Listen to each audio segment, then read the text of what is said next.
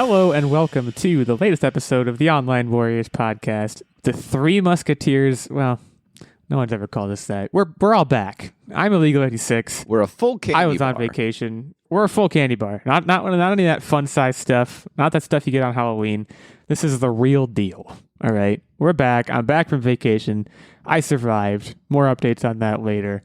But I'm mostly just happy to be back with my good friends Techtic and Nerdbomber. Thank you guys so much for holding down the fort last week. Yeah, it was held down pretty good. We used some anchors, a couple staples, a little bit of duct tape. I listened. So I as I mentioned on the show recently, I'm listening to the show on a regular basis now. But because I was on vacation, my regular podcast listening schedule was a little messed up. So I didn't listen to the full episode, but I listened to the first 10 minutes or so just to kind of make sure you guys had a good grip on things. Not that I had any doubt. But you thought we were going to drop the ball. No, I listened to the first 10 minutes and I said, you know what? They're consummate professionals. So I can go ahead and go about my life. But with that said, I have a couple things I want to mention. Excerpts from the first 10 minutes. Really two things I want to mention.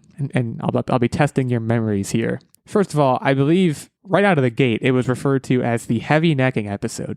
Do either of you want to address that at all? I didn't listen to the rest, so I don't know if that happened. That did not occur, but we called it that because that's what you had stated was going to happen on the previous episode. I don't think I used the phrase heavy necking. I don't remember you saying that, to be honest. I didn't. Heavy necking is next level. Maybe it was like medium weight necking is what you called it. I don't know what that would. Lightweight. I don't know what necking. that would sound like.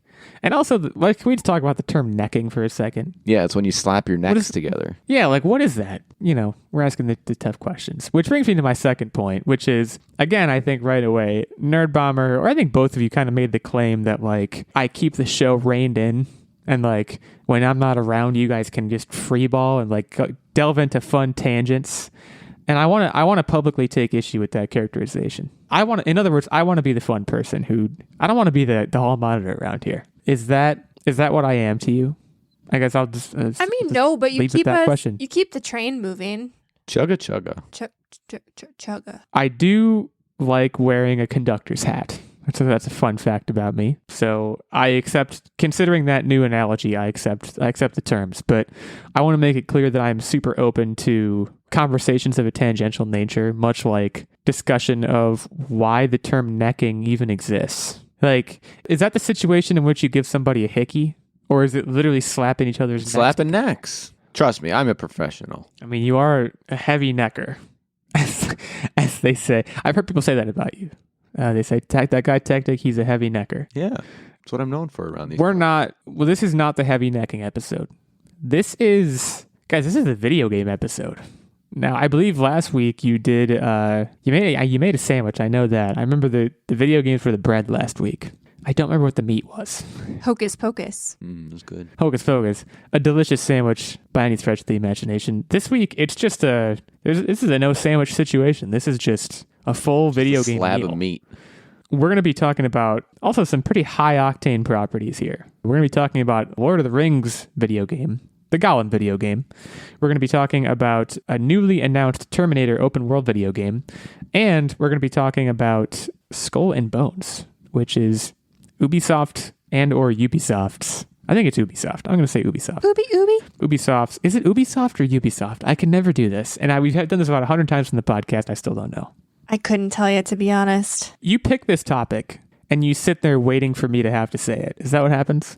Pretty much. And then I screw it up and you're laughing silently to yourself over there. I'm going with Ubisoft because Ubisoft sounds like, well, you can separate it into separate words, and I don't like the implication. So I'm going to say Ubisoft. It's their new pirate RPG. Guys, you've heard about it. It's coming soon. It's a big deal. And in fact, it's a big enough deal that I think we should start with that one.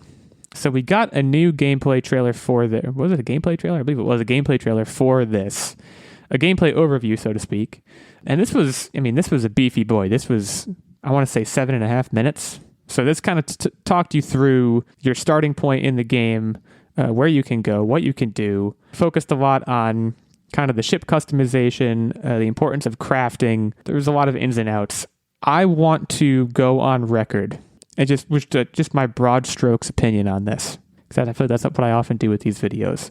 I think this is great. I want to start by saying that. I think this is great. It's a great RPG kind of setting, it feels a little generic. I think it could still be and will likely be very good, but I don't think I could point to any one particular moment in this trailer and where I thought to myself, this is extremely inventive and this is pushing the genre. My problem with it felt really underwhelming. So they released a cinematic trailer before the gameplay trailer. I don't know if you caught it, but the cinematic trailer, I was like, wow. Yeah. And like always, the cinematic trailer graphics are so much better than what you get in game. But like, it was very, very impressive. And then they showed the gameplay and it looked underwhelming. Not the best. Yeah. Yeah. I don't think graphics are their main focus here. I will say that, and believe me, I'm going to complain about graphics later. Let me just say that. This is not the game I want to complain about the graphics for, because I don't think...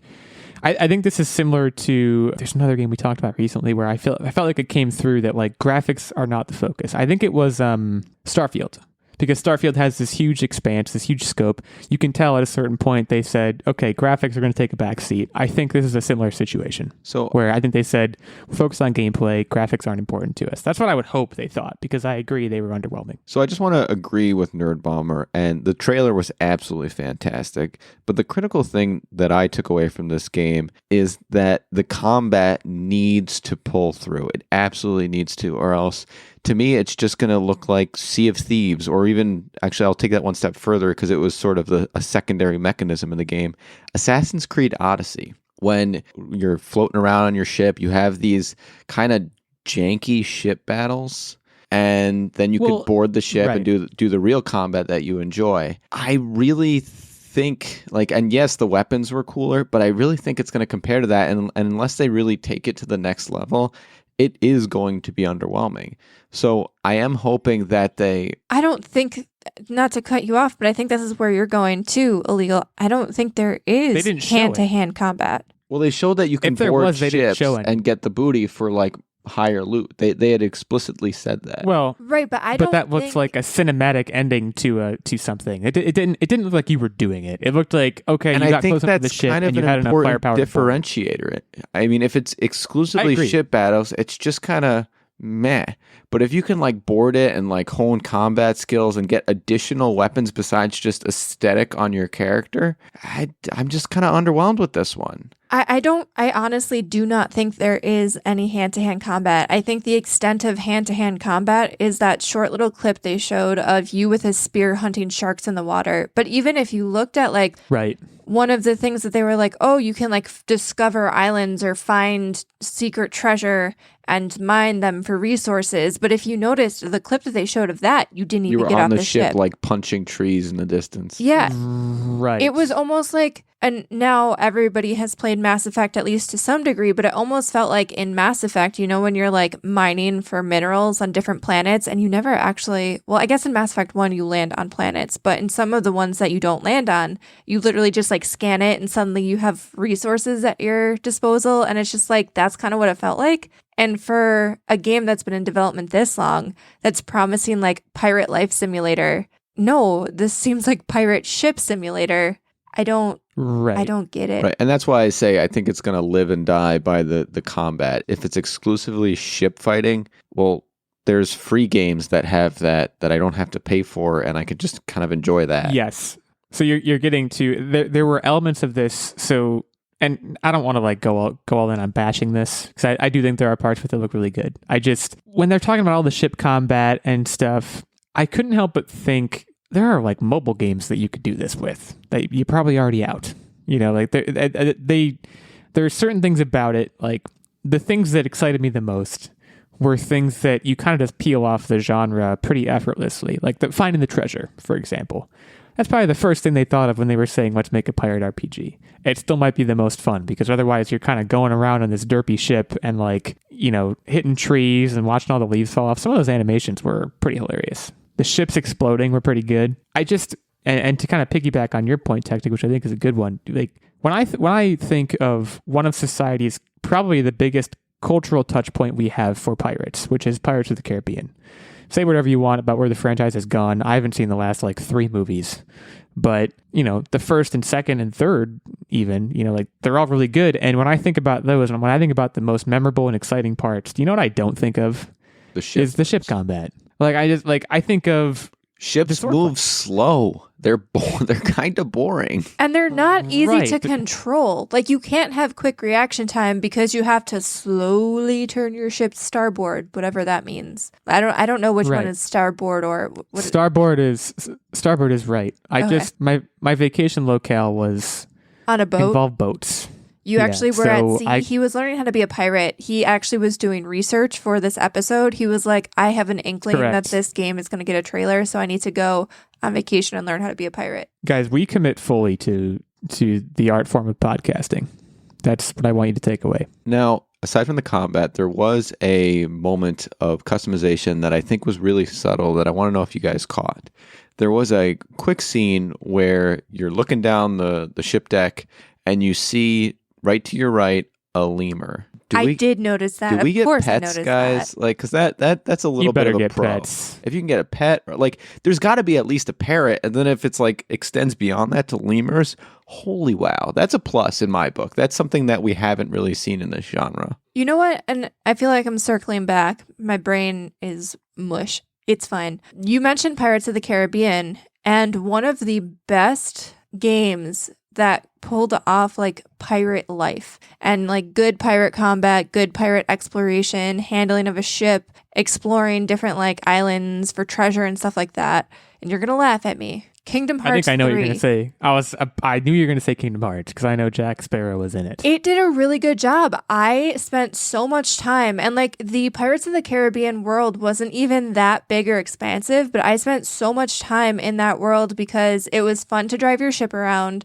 There were ship to ship battles, but you also got to like board other ships at certain points for like key cinematic fight moments, and you got to do like hand-to-hand combat. And granted, it wasn't like pirate combat, but you had a keyblade, so it was like kind of like having a sword. You got to like dock on different islands. You had a map that was like full of places to discover, so you got to dock on different islands and look for treasure. And it was just really well done, and I would have almost liked, and I know this was impossible, but like I would have liked it to be a bigger part of the game because I had so much fun with that.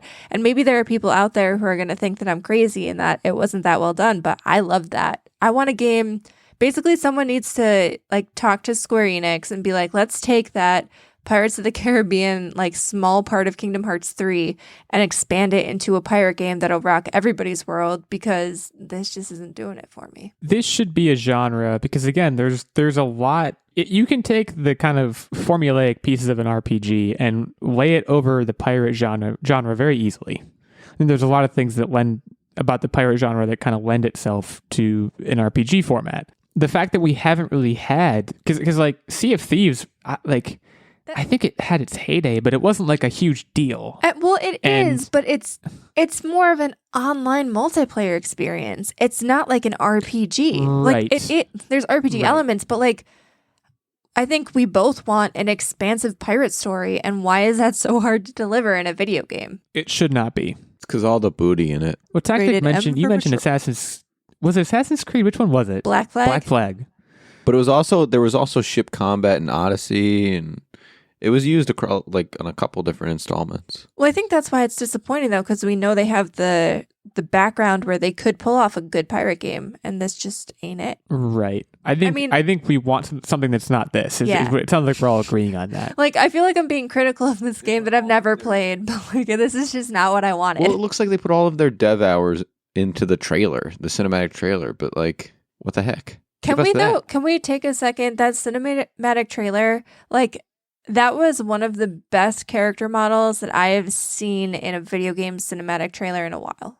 You should go back and watch Full it if you disclosure, didn't see that. Yeah, I haven't watched that one. I watched the gameplay trailer, which again had a lot of material. It sounds like the cinematic trailer was the one I should have watched, and maybe the one that would have made me more excited for it. Well, no, because than like I watched the gameplay it. trailer did. I was super excited by the cinematic trailer. Immediately watched the gameplay trailer after, and I was like, oh, well, okay. It's a little like I don't know if it is like the character models or just the general vibe was like a little Fortnite-y, like a little like vaguely cartoon adjacent.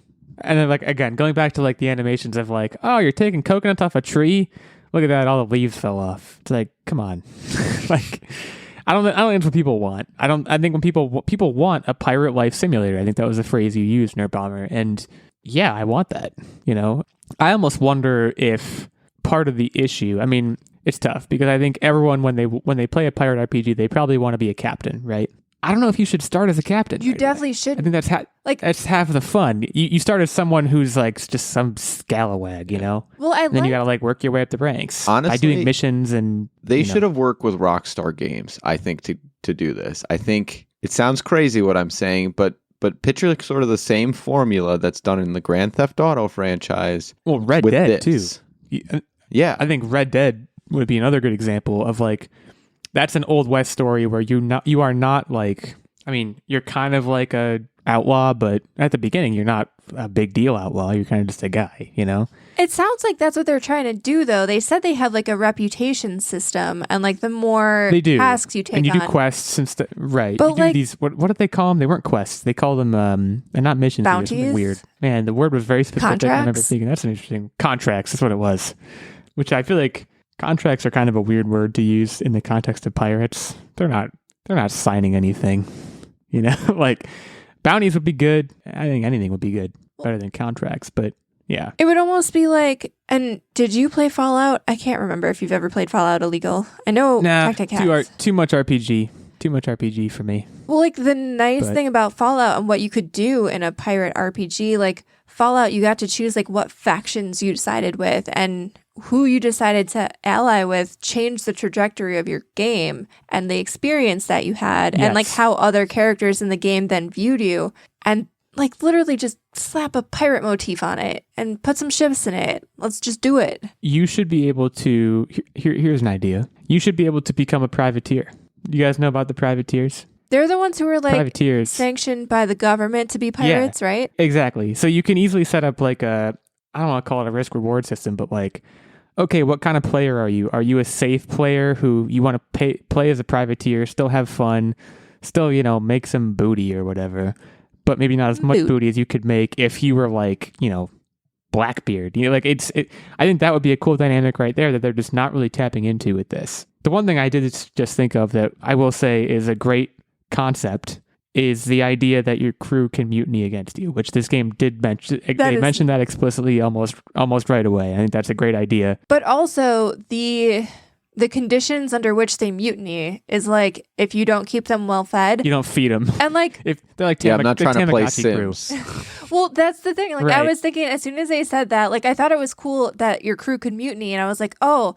Like my first thought was, if you choose bad contracts or you do like bad things, then they're going to, throw you overboard. Well, but here's the thing. You're a feared pirate. You should also be able to like maybe treat them like crap if they fear you. Right. So that's what I thought they were going to do. But then like if it just turns into me playing The Sims where I end up accidentally killing everybody because I don't feed them or have them go potty, like, I don't know. That doesn't sound fun to me. If they don't get their juice box and graham crackers, they all mutiny against you. Yeah, it felt Tamagotchi, Sims, whatever analogy you want to use. That did feel a little underwhelming. But I like the core idea of it, certainly.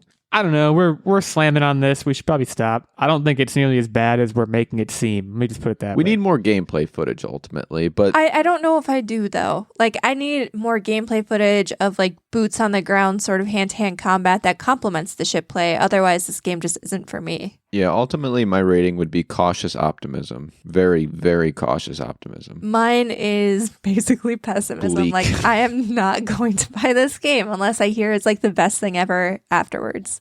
Definite pessimism for me as well. This comes out November 8th, 2022. So they're targeting the holiday release cycle. It's going to need a push. Because I'm also, granted, I'm not sure what public opinion of this was, but I don't know. We're three pretty normal gamers, and none of us seem to like it. I don't know. Maybe that's I like the lemur aspect, if that's a real thing. What did you all think of the Skull and Bones gameplay trailer? Let us know. At OW86 is my handle. At OW Nerdbomber. At OW Techtic. And our main show account at Online Warriors 1. Why can't they get pirate games right? That's a broader question, but also, what did you think of the Skull and Bones gameplay trailer? Do you think we're way off in our criticism? Do you think we're dead on? Do you think we're somewhere in between? And if you could have a pirate pet, what would you have? Would you go for the classic parrot? Would you go for the lemur? Would you go for something super weird? like just a fish in a fishbowl. Wouldn't that be interesting? I think I'd do a cat, like a real scruffy looking cat. Yeah, cat would be good. Dog would be a classic. I want to go off the wall. I want like an iguana or something, you know? Actually, an iguana would be dope. Let us know what you think. For now, I'm going to rant about Gollum. Okay. This is coming from a person who it's not a joke, it's not an exaggeration. I spent pretty much all day today listening to the Lord of the Rings soundtrack while I was at work. The score, I should say. I'm a huge Lord of the Rings fan. I'm a huge Lord of the Rings fan to the extent that I'm considering Lord of the Rings themed groomsmen gifts for my wedding. Okay. That's my level of... You can't give them rings because there's only one ring to rule them all. I'm not going to give them rings, but I'm just trying to make it clear what my level of involvement and my level of investment in this franchise is. Okay. And I think the kind of premise for this game where you're Gollum and you're chasing the ring and you're playing as admittedly one of the most interesting characters in the franchise, but also potentially one of the most maligned characters in the franchise. It's an interesting premise right off the bat. He's a creepy character. He's a conniving character. He has a lot of skills, no doubt. This needs to be so much better than it is. And I have one word that jumped out say? at me when I watched this trailer. Was it bored? Was it low triangle count? It was. I was going to say low triangle. I was going to say low triangle count. Well, the low triangle count was confusing because sometimes they would like show a close up of his hand, and it was like nicely textured. Hands. Yes. Yeah, and then it would like back out, and it was like this looks like something from the Xbox 360 era. Graphics like you guys, but this looked like it was something out of like the early 2000s. I know I'm the cranky graphics guy. This is my role now on the podcast, but this time is different, and let me tell you why. These Lord of the Rings movies, okay, they were a phenomenon when they came out. Do you know what one of the most important characters in Lord of the Rings is? The scenery. Middle Earth. Like, people travel to New Zealand now on like a pretty regular basis just because it was where the Lord of the Rings movies were filmed. These beautiful expanses, these beautiful sets and set pieces involving those sets and those, natural settings, like, they are a huge deal. You have to make those look good. I'm sorry, you have to do better than this. Like, I like to think, or I would like to think that, again, similar to Skull and Bones, like we just talked about, they're trying to put gameplay front and center, but when your IP is Lord of the Rings, that's not good enough. Like, when it's just a generic pirate story, or when it's almost anything else, like, yeah, do what you want, but like, they have a rare opportunity here with this game where I think Lord of the Rings falls into a kind of unique set of circumstances where it's not like the Avengers game. When the Avengers game came out, I said, oh, that doesn't look like Captain America, so I hate this. Like, I don't care what Gandalf looks like. I don't care what Gollum looks like. I don't care what the characters look like because I've read the books. I've imagined them different ways. I care very much about high triangle counts. Like, I'm sorry. I just I think you need to do better than this if you're taking this IP and wanting to make good use of it. That's my rant. And I've been waiting for a while I've been waiting to say it basically since I watched this trailer. And gosh, it just makes me sweaty. I don't know. Did you ever play on the PlayStation 2 The Hobbit? Great game. Amazing game. I got those vibes, but I wish I didn't. Like, don't get me wrong, I loved The Hobbit. It's just like, what? We're Came in out 20 years ago. Exactly. all right. Yeah, that game was great too. That's a good shout out. That game's amazing. And you don't I remember when I got that game, I was like, this probably isn't going to be that good. It's really, really good. I remember I got it. So my parents, because I was young at the time, and we traveled somewhere, and it was not like on a vacation, and we were in a car ride for a while. And I think we had to stop at like a Walmart or maybe like a Meijer or something like that to get food wherever we were going. Shout out to Meijer. Yeah. And they had like, the $5 video game bin that like big stores used to have back then. Well, I know it well. The Hobbit was in the $5 bin. So they were like, you can get a video game because you didn't complain all the way here. And so I got The Hobbit, and I was like, well, it's only $5. It can't be good. And it was great. That game, like, for what it's worth, the story of The Hobbit, I don't even like that much, especially relative to Lord of the Rings. It was that a great game platformer. Makes it good. Like, yeah. You had to solve kind of like puzzles and stuff. It was good. And it's a way under the radar game. Like, I do feel like we're spreading the good word right now. People probably don't know about it. So go check it out. If it's like anywhere available, backwards compatible, I don't even know if they do that anymore on like the PS4 or anything, but it might be worth looking because that game, pretty good. Now, Techtic, you said you were bored. Do you want to? I don't want to just have us sitting here complaining the about entirety graphics. of So that if you can game unpack that. thus far, from what we've seen, is a very stealth-based game. You're being tricky. You're dropping boulders on things. You're moving real slow, and that's fine in droves. Like, I cannot do a full hour after hour game of this. There has to be more. And we've seen a number of trailers now of this game, and I'm just yet to be excited about it. That's the main thing for me that I'm struggling with this. I can leave your triangles at home. I don't care.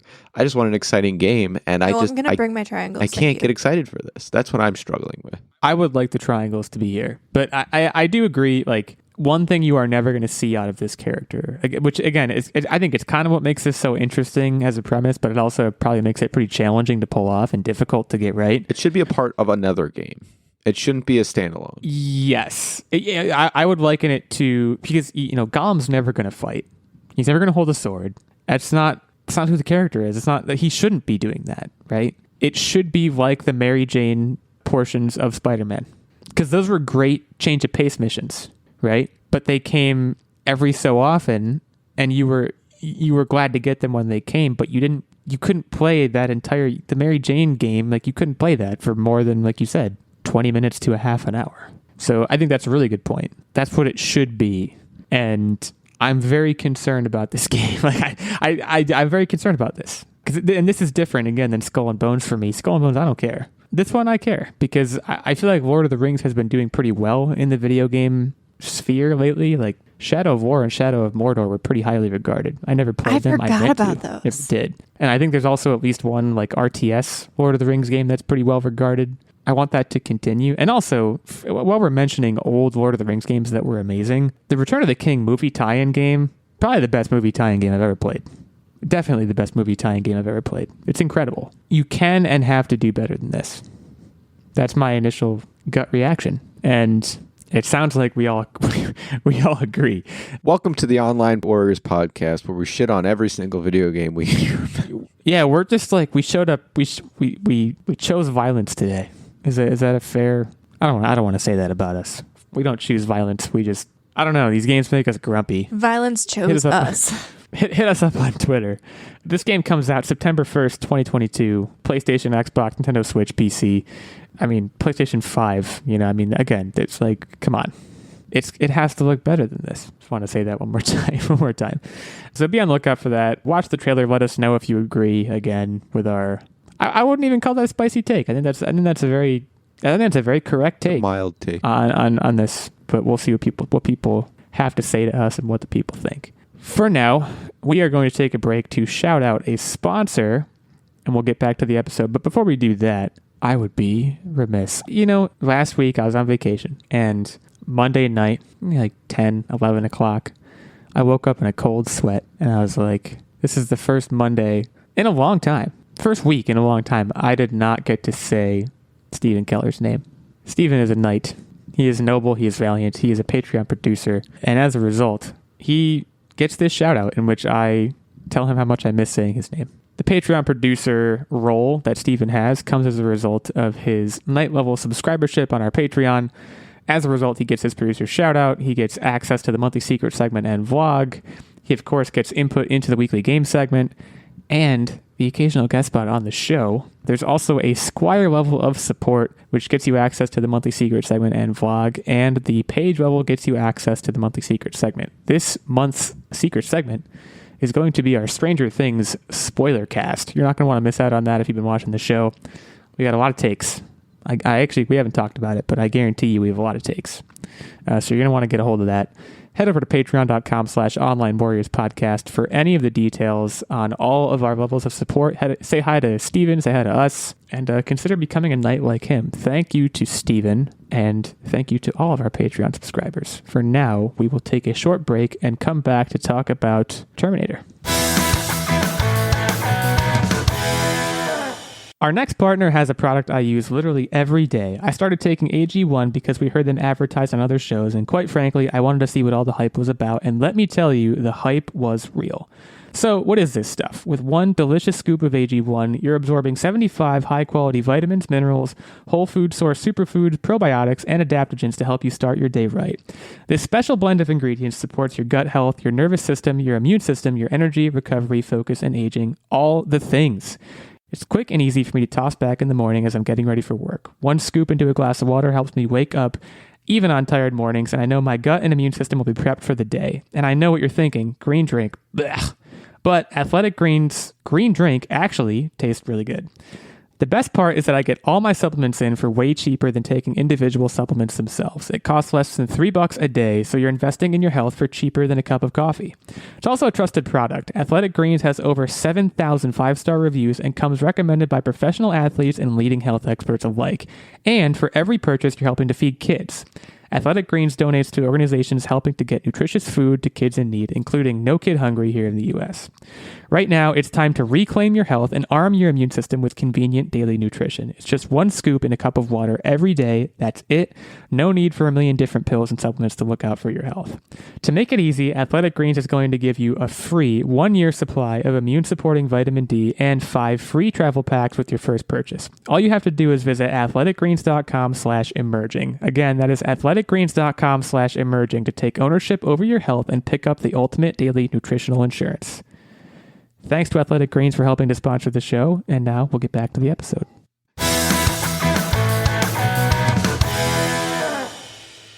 All right, Terminator, the Arnold Schwarzenegger franchise. Is it fair to call it that at this point? James Cameron directed it, but I don't think he's directing them anymore. Yeah, Arnold Schwarzenegger and Terminator are synonymous. You can't think of one without the other. Right. So the news here is there is going to be a Terminator survival game, open world, set between the events of the Skynet nuclear strike and the formation of John Connor's resistance. For those of you who've seen at least one of the movies, you know what I'm talking about. This needs to have Arnold Schwarzenegger sign off and his likeness in it to have any chance. Is that that's a spicy take. But I disagree wholeheartedly. What this needs to have. Put your whole heart into it. What this needs to, because this is a fantastic idea, first and foremost. This needs to be a Left 4 Dead style video game. In similar fashion of Left 4 Dead, you have the various classes of zombies, i.e. robots, that you're going to be combating against with various weapons, and they have various strength. So they're going to all have different strategies, and you're going to build your team. This is ripe for the picking for that style of game. And honestly, the robots that you could be fighting are just so vast throughout that franchise. There are the hunter killers, which are the drone style that come in many different sizes, and they are just a beast to fight, but they're super weak and easy to take down. So there's that kind. There's the standard T-800s that everyone's gotten familiar with. There's these water ones, they're like eels. There's the motorbike ones that are just zooming around. It's just so incredibly vast. And the amount of combat styles and skill trees that they can leverage to really have just a really smooth, crisp game is phenomenal. And I'm frankly surprised that this hasn't been done sooner. Left 4 Dead was not open world. Otherwise, I agree with everything that you said. Also, the theme song is amazing. Yeah, the trailer just had everything in it. Right. I think they have a chance at nailing this down. Again, I think it had nothing in it, by the way, folks. It was 30 seconds long. At least as an Easter egg, I think you got to have Arnold. Hasn't he been in literally every single movie? Even because now he's Was he in the last one? Dude's 70. I'm pretty sure he was. The last one was Genesis, right? I think he was in Genesis. He's in all of them. I'm going to tell you, They're just de-aging him. A dirty little secret, and you can't take my nerd card away. My only interaction with the Terminator franchise, period, is an old Sega Genesis game. It came with a light gun. You used it with your CRT, and you had the T2 Sega game, and you just shot the Terminator robot dudes that popped up on the screen. That's literally, I've never seen a movie, never seen anything to do with Terminator outside of that game. The movies are good. I think the only one I've seen all the way through is Terminator Salvation, which is probably best known as being the movie where Christian Bale flipped out on everybody. Remember that? He made a big to do on the set and like called a bunch of people idiots and stuff. And it was like, it like made the news. It was an okay movie. Sam Worthington was in it. That's really all I remember. It was like, I feel like it was very average as movies go. But I was like at a time in my life where I liked action movies a lot, so it got a little more credit than it deserved. And I was like, yeah, this is good. Terminator 2 is obviously a classic. I think all the Terminators are classics. I think this is a great idea. It's a match made in heaven. It just needs to be executed properly. I think, look, let's find some silver lining in the gray cloud that is this episode for a second. This one I think is worth getting excited for, and It's worth getting excited for. maybe the only reason is because we don't have as much information as we do the others. Right now, that's literally what I was getting at. It's hope, 30 seconds. sunshine, rainbows, and endless possibility. The graphics are going to be photorealistic, amazing. You could not even believe how many triangles this thing's going to have. It's just insane amount. We're going to go into triangles. Pentagon territory. Yeah, we're skipping squares straight to pentagons. And I just, I think it's a great IP. I think it's a great video game. I think it is very similar to the whole pirate thing of like, why isn't this done more or like more often at least? It seems like it should be fairly easy to pull off. The one thing I could think of you'd have to worry about is like these robots all being like bullet sponges, because that's not fun. Give him a bullet sponge. Well, that's once in a why I while. mentioned the drone. The drone has been notoriously easy to take out in the franchise, and it comes in various sizes. There are like small ones, there's huge ones, and I think that's sort of a good swarm thing that's going to be attacking. There are the tank styles. So I think there's a good medium. And then there's also, if you guys, Nerdbomber alluded to it with the arcade style Terminators, where it was like 3 or 4 shots and they'd go fall to the ground. And that's why I think the Left 4 Dead style, you treat those like the zombies, where it takes a couple shots and you take them out, but then you got your tanks, your brutes, your what have you. Right. Something else I want to mention, I think this game, one thing it does run the risk of, and we talked about this a decent amount recently with things like the Jedi Survivor game and the idea of a Cal Kestis Star Wars series, is like this sort of like, well, this is kind of more like in prequel territory, I guess, of like, that when this game ends, considering the time period they've already said this is going to take place in, which is between the Skynet nuclear attack and John Connor, right?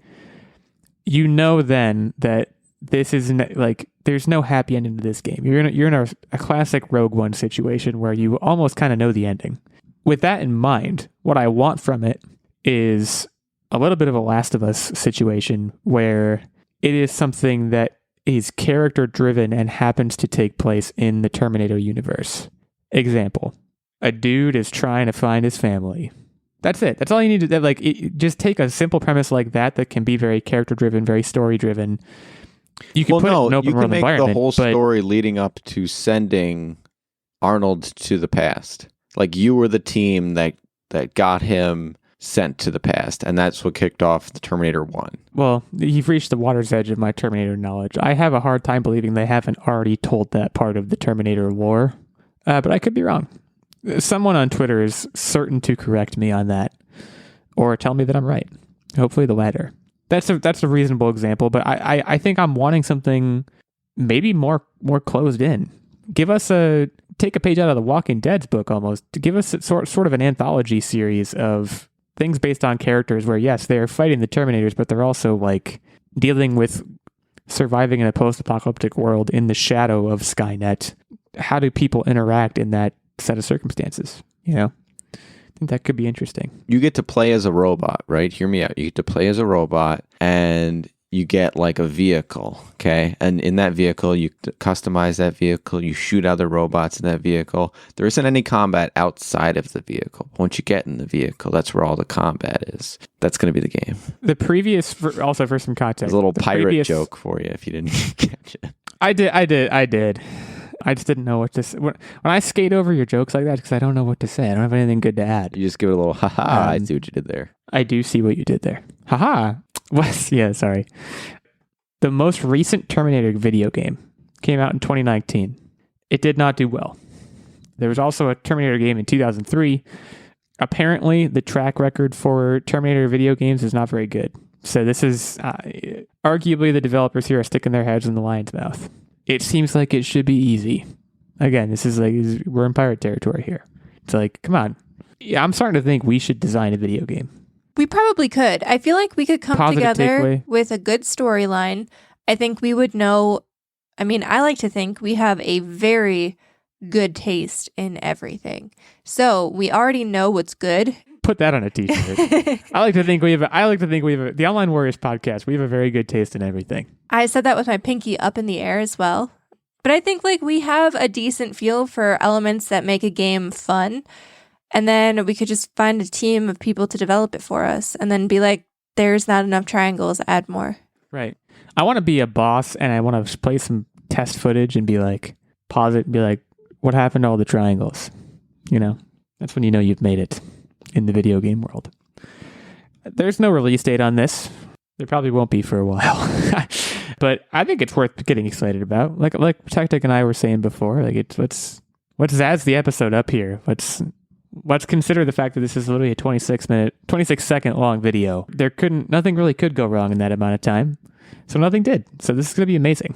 There might be Terminators in Terminator like robots in boats. Be on the lookout for that. That's Techtic's prediction. Is that your prediction? No, absolutely just a not. joke? I was just ragging on that game still. It'd be pretty cool if there were robots in boats though.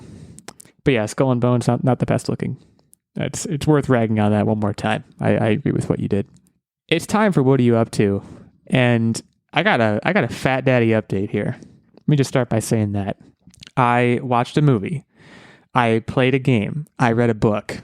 The big three, the holy trinity of the Online Warriors What Are You Up To update. So I'm really excited about it. When you go on vacation, you get a lot of spare time to do things that you like relative to regular times. So that's why my situation is what it is right now. The book that I read was called Dead Silence. And it was a book that I got from you guys. I took it on vacation as my vacation read. This book was exactly what I wanted it to be, in the sense that it was Dead Space. I don't understand how the author, whose name I cannot currently remember, I'll have to look it up, what one of you was talking. You could make the argument that she got away with copyright infringement. That's like, I don't want to.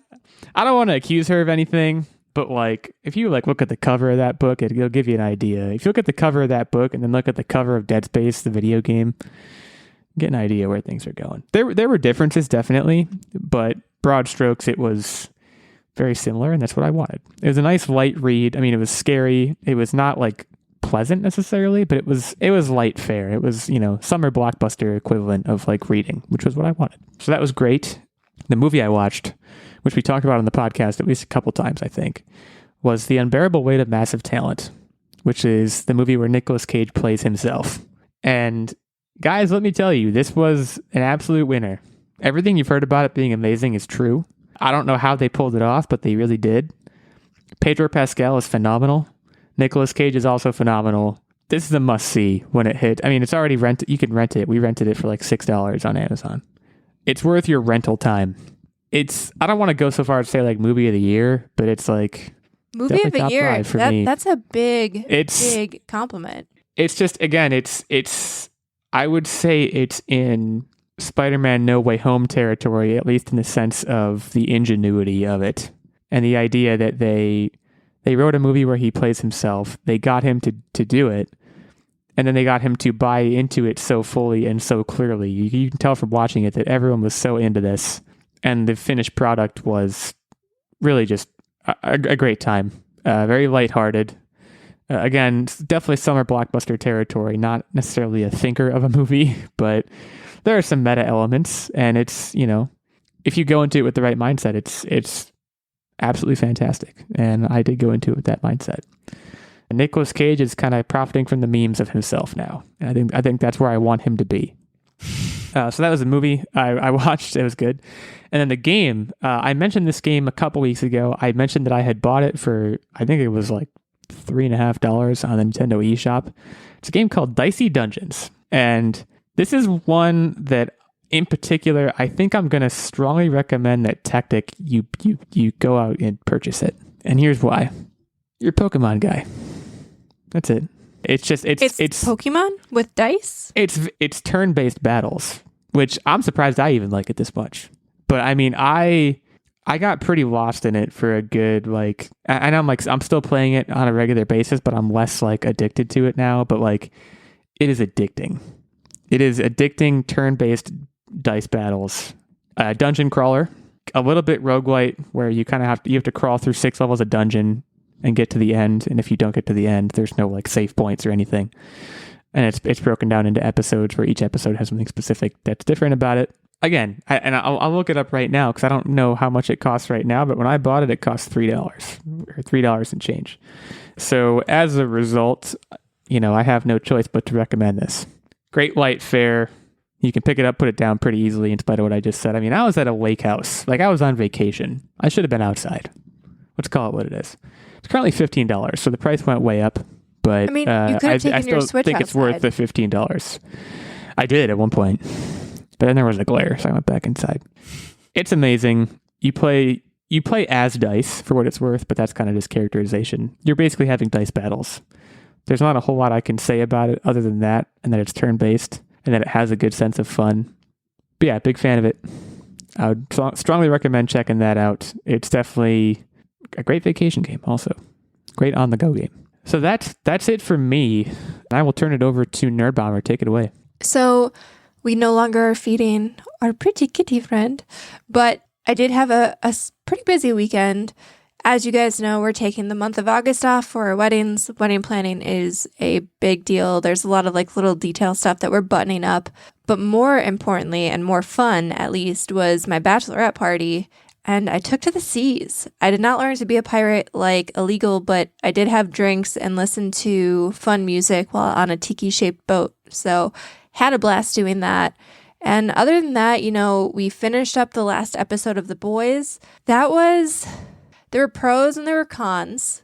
I feel like they are at risk potentially of retreading and feeling like they're not breaking new ground in the new season that will come up eventually. But it was still a pretty entertaining, action-packed finale. Yeah, the last episode was really, really good. Do not mistake what she's saying. It was fantastic. It was. I just think that we're kind of almost back to square one without giving any spoilers, but I feel like that happens season after season. So that's kind of where I am with that, though. It was still a fun watch. We tried to start a new show, Jane the Virgin, and then Techtic shot me down. Sometimes I need to speak up and shut it down. That's what I did with Dawson's Creek. It got just too whiny after many seasons of, nobody likes me. We started Jane the Virgin. This was like years ago. We did not get far. It's not good. Like, it's like we collectively shut that one down. Yeah, it's. I think it thinks it's better than it is. That's what I'll say about it. But I replaced it for something. I'll let Nerdbomber finish. But yeah, other than that, I hung out in the pool. I've been reading a book series. I don't know if it's young adult or not, but it's superhero based. I'm not really sure. It was available at the library while I've been waiting on hold for a bunch of books to come in, because I do most of my reading lately through like the public library and like the Brooklyn Library little like Libby digital card. And a lot of the super popular books lately are on hold for like 15, 16 weeks. And so I'm being patient and I'm waiting. And in the meantime, I'm just like, whatever pops up on the Libby app, I'm just like, that looks interesting. I will read that. So there's a book series called Renegades that I started. And essentially kind of a world like The Boys, where the world is run and governed by superheroes. And, there's a bunch of like politicking behind, good superheroes, bad supervillains, et cetera, et cetera. Lines are blurry. Things aren't exactly what they appear. People aren't who they appear, so on and so forth. So I'm still in the midst of that read, but it's interesting. It's entertaining. It's basically kind of like watching a light and fluffy Marvel movie at this point, but in book form. And I know Techtic now is raring to go with his What Are You Up To? So I will turn it over to him. Yeah, so did some stuff around the house, nothing too flashy, but the main thing I want to talk about, I'm going to keep it short and sweet, is I needed to find a new show to replace Jane the Virgin. And I picked one that you guys might not guess that I would have picked. It's a show on Netflix called Inventing Anna. And this is actually based on a true story of this woman, Anna. The Russian lady. Yeah, who basically duped people out of money and like made people like fall for her from like a friendship standpoint as well as like in love with her. And it was just this whole thing. It actually reminded me of that Netflix series where that guy was just conning people and kept saying, send help, they're coming to get me. But it's not that yet. We're only a couple episodes in, and so far it's very good. I think this is surprising that it has a 64% on Rotten Tomatoes, but I think it's going to ultimately be good. So stay tuned. We'll let you know how this ride goes. There's only one season out thus far, but I'm enjoying it much better than Jane the Virgin. Much better. There you have it, folks. That's what we've been up to. I did look up who wrote Dead Silence. S.A. Barnes. Shout out to S.A. Barnes. The book is very well reviewed on Amazon too. If you don't believe me, because that's where I looked to figure out what her name was. 4.2 out of 5 stars. So check it out if you're a fan of sci-fi horror. Speaking of horror, Nerdbomber has a quiz for us. Is that correct? I do indeed. And this week's quiz is all about the game of ping pong, aka table tennis. And there was actually, I got to be honest, this was a really fun one to put together. There were so many statistics that I wanted to, like numerical statistics that are out there. And it was very hard to pare it down to just 5 questions, which is our standard. As per usual, this is Price is Right style, so whoever can guess the closest to the numerical answer without going over is going to get a point. Best of 5, and if necessary, I have a tiebreaker ready to go. Can you give us a little bit of a recap of the standings? Illeagle? I can. Yes. So Techtic 8-8, Nerdbomber 8-8, Illeagle 86 8-9, Steven 1-1. So essentially, like I think I said this when we finished the last quiz. I assume you guys didn't do one last week because you really couldn't. It's like the first half of the year never happened, and I'm proud of that. We're big into parody here at the Online Warriors podcast. Parody, not like Parody, like Parity. But we do like parody as well. Yeah, we're funny. We like humorous parody, definitely. Great. I'm a fan of table tennis / ping pong. I call it ping pong, but I like the term table tennis. They're both alliterative. So I plan on winning this. All right. So I'll start this off with the first question. Techtic will answer first and then go back and forth. Table tennis is governed by the worldwide organization, the International Table Tennis Federation, or the ITTF. In what year was the ITTF founded? The ITTF has been around for quite some time. It's actually been founded in 1942. That's a good guess, but I think it's actually a little bit later because I think this was a post-World War II entering the Cold War. I'm thinking of like my Forrest Gump knowledge because ping pong plays a pretty significant role in Forrest Gump. I'm going to use my +1 early and say 1943. Okay, that was a misuse of your +1 because you both busted. Sucker! So table tennis has actually been around since the early 1900s, potentially even the late 1800s. They can't get a good feel for exactly when table tennis was first invented. It was 1942. However, the ITTF was founded in 1926. That was what I wanted to say. I didn't need the +1. I don't even need it. I'll win without it. So the ITTF puts in place a bunch of regulations. The next 2 questions are about regulations that surround the game of table tennis. The first one is obviously, you got to play with a standard ping pong ball. In milligrams, how heavy is the standard ping pong ball according to international rules? 16 milligrams. 17 milligrams. Savvy use of the +1, but also you guys were really far off. So in milligrams, we're talking 2,700. A ping pong ball is full of air. It's a very thin plastic I had a membrane. feeling it was on the order of grams, but I wanted to get that out of the way. Yeah, I said milligrams because understand. it was only 2.7 grams, so I figured I would make it a little bit more competitive, but you guys thought this thing was like light as air. Yeah, I don't understand milligrams. I'll go on record saying that. We both wasted our +1s. Well, Techtic didn't waste it, but I feel like it was a waste of the +1. Take your point, sir. So right now, we're at a 1-0 game. Another ITTF regulation involves the build of the ping pong paddle. What percentage of a ping pong blade must contain natural wood? What is the blade?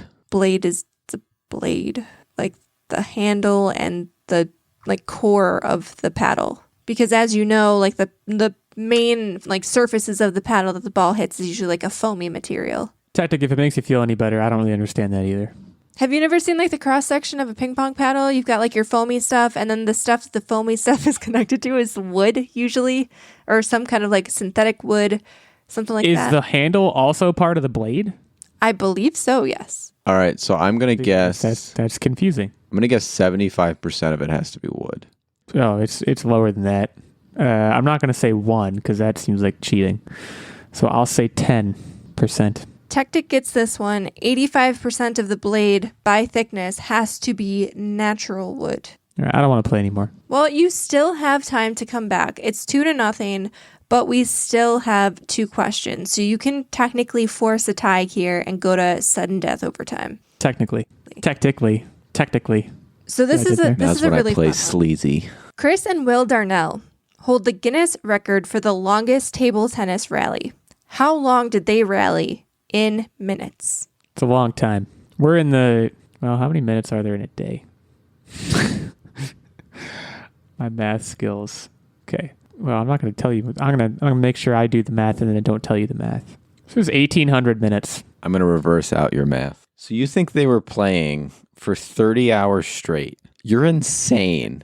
You're insane. I do, yes. It's a world record. This is 30 minutes. Techtic gets this by nature of going under.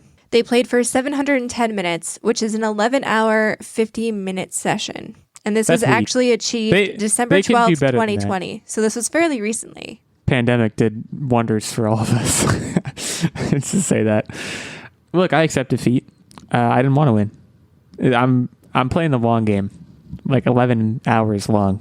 Now, do you want to What's the last see if question? you got swept? Because we do have Yeah, I do. Well, it's technically not a sweep because we both busted, right? That's fair, yeah. That's true, but I still have pride on the line. Let's do it. A Grand Slam is earned by a player who wins singles crowns at the Olympics, the World Cup, and the World Championships. When was the first Grand Slam completed? This was 1972. I'm going to say 2000 because I think this is another trick and it was very recent. So you have been semi-swept, Illeagle. Jan That's Ove correct. Waldner of Sweden first completed the Grand Slam at the 1992 Olympic Games. And overall, there have only been 10 people to complete a Grand Slam. Techtic, And I have been one of them. yeah, Techtic has been one of them. He just Grand Slammed you right out of the arena, the court, the trivia I feel hall. slammed. I feel pretty slammed. I moved to 8 and 10, Techtic to 9 and 8, Nerdbomber at 8 and 8. I didn't even heavy neck him. There was no heavy necking required. I am now officially the bottom dog. Techtic is the top dog. We're all dogs. That's the most important thing. I get to play again next week, so I'm looking forward to that. Techtic, start getting your quiz hosting hat on. I know it takes you almost a whole week to do. So in the meantime, we will say thank you for listening. Head over to Apple Podcasts. Leave us a review there if you liked what you heard. Hit us up on Twitter. Let us know what we got right, what we got wrong, or, just anything on your mind. And have a great week, and we'll let Techtic take us out with a tech tip. So at work today, someone had used the analogy drinking from the fire hose at both ends, which is very clearly incorrect. You're either drinking from the fire hose or you're burning the candle at both ends. But I'm here to say, anytime you use an analogy, folks, be sure to mess it up as wonderfully as possible, because I enjoyed that. I thought it was fantastic. So that's my tip. Have fun with your analogies and confuse people. Sounds good. Have a great week, everyone. We'll see you next week.